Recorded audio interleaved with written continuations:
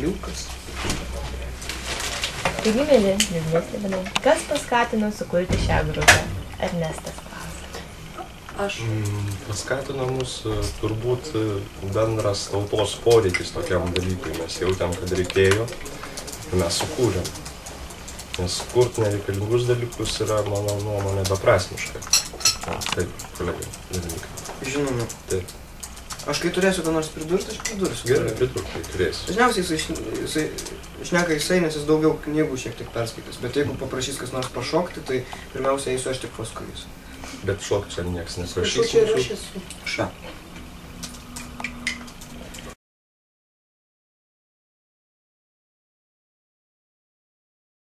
Kodėl jis taip apsirengė?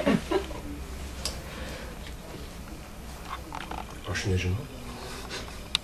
Tai todėl, kad nebeturėjom laiko, nes turėjome atlikti čia likus 15 minučių iki eterio. Mes tiesiog galvojom, kad bus tiesioginis eteris ir mes labai skubėjom. Aš tai visada taip. Ir mes tiesiai iš darbų, o šiuo metu mes statom 2 spektaklius ir naują programą, užsiemam kūrybą. Ir tam netinka išeiginiai rūbai.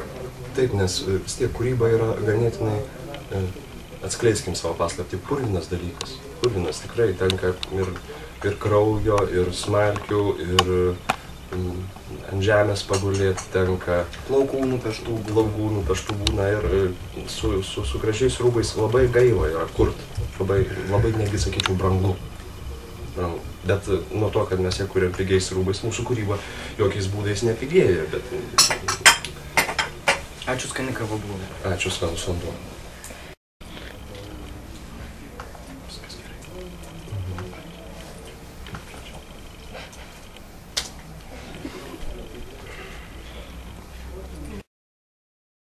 Natalija klausia, koks bus jūsų tas pirmas albumas ir ar jis jūs džiugina? Koks jis bus? Jis bus juodas ir naudingas. Juodai naudingas, netgi galima sakyti. Kam? Tūlam lietuviai. Ir pirmoji eilė mūsų giminaičiams, draugams, antroji eilė mūsų visiems klausytojams ir gerbėjams. Trečioji eilė, manau, netgi ir konkuruojančioms muzikiniams grupėms. Visos pamatys, kad albumas neprivalo būti baltas, raudonas. Tokiams kaip Metallica, pavyzdžiui. Taip, Metallica galėtų iš mūsų pasimokyti harmonijos darnos, švelnių balsų bei lyriškų tekstų.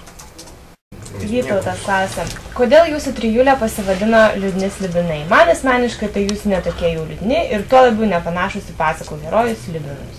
Na, vat tas žodelis asmeniškai. Asmeniškai man irgi atrodo, kad, pavyzdžiui, Gedimino pilis geriau būtų kokia nors apvali ir mėlyna, taip. Bet tai jau kas iš to? Kas iš to asmeniškumo, kai yra sprendžiamos globalinės problemos, apimančios visą tautą? Mes negalim nueiti į kažkokį tai egocentrizmą, į savęs susvarbinimą, savo nuomonę susvarbinimą. Mes turim galvoti, kas yra reikalinga ir naudinga visiems. Tik tai taip mes pasieksim gerbūvio kiekvienam atskirai, kai mes galvosim apie visą visuomenę. Ir dar galėčiau pridurti, kad ne mes pasirinkom tą pavadinimą, tas pavadinimas mus pasirinko. Ne, čia jau kažkokio kito poeto žodžio. Kodėl nusprendėte, kad metas pasėti liūdesio sėklą Lietuvoje? Juk lietuviai ir taip visada ir viskuo skundžiasi. Gabrielė. Bet jeigu skundas nėra tapatus liūdesiui. Skūstis, tai reiškia norėt pralinksmėti.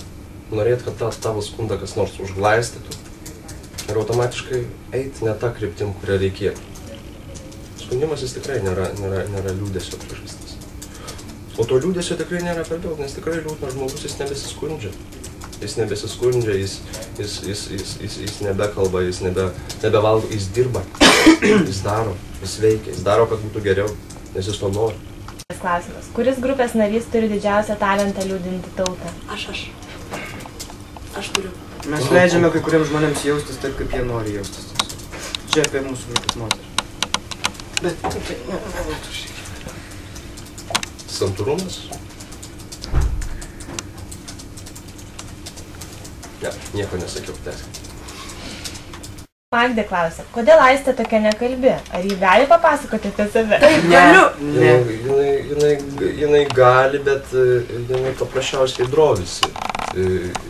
Drovisi šnekėti, jinai nusprendė paskirti Aš pati norėčiau. Jinai pasižadėjo tylos įžadams 3 metams. Aš nesižadėjau jokiems. Aistė, galėtum išeiti? Išeik truputėlį. Nusiramink čia. Gerai? Jinai 3 metus... Jinai 3 metus... Jie neleidžia man tikėtis, nes aš tikrai... Biški peršalau. 3 metus nusprendė paimti tylos įžadus, atsigerk vandens. Nenoriu. Atsigerk vandens, kad galėtų išmokti iš tikrųjų, kaip reikia šnekėti, nes jinai anksčiau bandydavo šnekėti, bet iš jos burnos sklinda tik tai nerišlus tekstas. Todėl mes nusprendėm, kad taip tiesiog geriau ir jai, ir mums, ir visai Lietuvai. Nes blogas žodis yra net blogiau negu smūgis ranka per veidą, nes jisai gali sužalot kitą žmogų. Turi galvot, ką kalbi visada. Turi jaust atsakomybę už tai, ką pasakai. Aš ateisiu atskirai. Kitas klausimas.